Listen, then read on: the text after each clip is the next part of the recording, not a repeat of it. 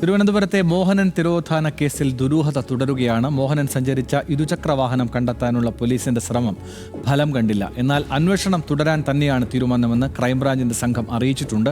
6 വർഷം മുൻപാണ് തിരുവനന്തപുരത്തെ കരകുളത്തു നിന്ന് ആര്യനാട് സ്വദേശി മോഹനനെ കാണാതാവുന്നത്.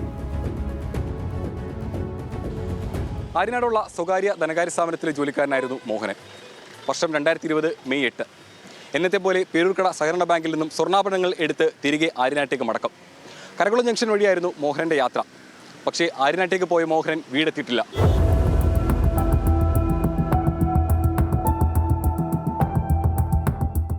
KL 21P 2105 ഈ നമ്പറിലുള്ള ആക്റ്റീവ സ്കൂട്ടറിലായിരുന്നു മോഹനന്റെ യാത്ര. പേരൂർക്കടയിൽ നിന്നും ആര്യനാട്ടേക്ക് തിരിച്ച മോഹനനെ അവസാനമായി CCTV ദൃശ്യങ്ങളിൽ പതിഞ്ഞിട്ടുള്ളത് കരകുളം ജംഗ്ഷനിലാണ്. ആര്യനാട്ടേക്കുള്ള യാത്രയിൽ മോഹനൻ വീടെത്തിയിട്ടില്ല എന്നുണ്ടെങ്കിൽ പിന്നെ എങ്ങോട്ട് പോയി? കയ്യിലുണ്ടായിരുന്ന 50 പവൻ സ്വർണവും 60,000-ലധികം രൂപയും എവിടെ? മോഹനൻ സഞ്ചരിച്ച ആക്റ്റീവ സ്കൂട്ടർ എവിടെ?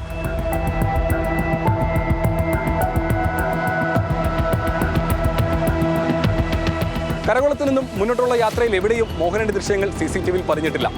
തിരികെ വീട്ടിലെത്താത്തതിനെ തുടർന്ന് ഭാര്യ തന്നെയാണ് ആദ്യം മോഹനനെ കാണാനില്ലെന്നുള്ള കാര്യം പുറത്തു പറയുന്നത്. തുടർന്ന് ലോക്കൽ പോലീസ് അന്വേഷണം തുടങ്ങി. ഫോണുകൾ പരിശോധിച്ചു. പക്ഷേ സംശയാസ്പദമായി ഒന്നും തന്നെ കണ്ടെത്താൻ കഴിഞ്ഞില്ല.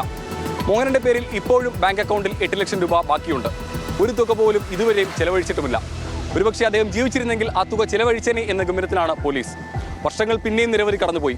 അന്വേഷണം എങ്ങും എത്താത്തതിനെ തുടർന്ന് കുടുംബം ഹൈക്കോടതിയെ സമീപിച്ചു. തുടർന്ന് ഹൈക്കോടതി ഉത്തരവിന്റെ അടിസ്ഥാനത്തിലാണ് ഇപ്പോൾ ക്രൈംബ്രാഞ്ച് കേസ് അന്വേഷിക്കുന്നത്.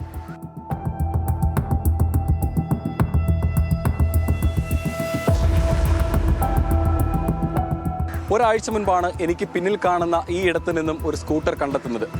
കൃത്യമായി പറഞ്ഞാൽ വളരെ നാളുകളായി മണ്ണിനടിയിൽ കിടന്ന നിലയിലായിരുന്നു സ്കൂട്ടർ കണ്ടെത്തുന്ന സമയത്ത് വാഹനത്തിന് നമ്പർ പ്ലേറ്റും ഉണ്ടായിരുന്നില്ല. മോഹനനെ കാണാതായ ഇടത്തിന് സമീപത്തു നിന്നും ഈ സ്കൂട്ടർ കണ്ടെത്തിയതിന് പിന്നിൽ ഒരു ദുരൂഹതയുണ്ടെന്നാണ് അന്വേഷണ സംഘം കരുതുന്നത്. അതുകൊണ്ട് തന്നെ ഇവിടെ ആകെ കുഴിച്ച് പരിശോധിക്കാനാണ് അന്വേഷണ സംഘത്തിന്റെ തീരുമാനവും. നമ്മളെ വീട്ടിൻ്റെ അക്കരെയാണ് കഴിഞ്ഞ വണ്ടി കിടന്നത്. കഴിഞ്ഞ അവിടുന്ന് പോലീസും എല്ലാവരും വന്ന് കഴിഞ്ഞ ഈ വണ്ടി എടുത്തും കൊണ്ടുപോയി. അവിടെ അടുത്തുള്ള വണ്ടി തന്നെ കരകുളത്തുള്ള.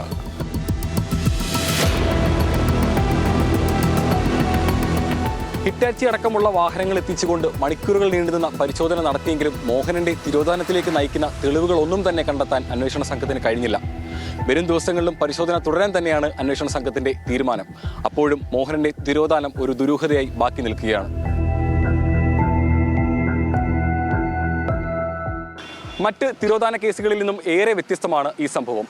യാതൊരു തെളിവും മോഹനിലേക്ക് എത്തുന്നതായിരുന്നില്ല. അതുകൊണ്ട് തന്നെ തിരോധാന കേസുകളിലെ ഏറ്റവും ദുരൂഹത നിറഞ്ഞ ഒന്നായി മാറിയിരിക്കുകയാണ് മോഹനൻ തിരോധാനവും. തിരുവനന്തപുരം കരകുളത്ത് നിന്നും ഷിബു ചെടിച്ചേരിക്കൊപ്പം ദേവൻ MP, ന്യൂസ് മലയാളം.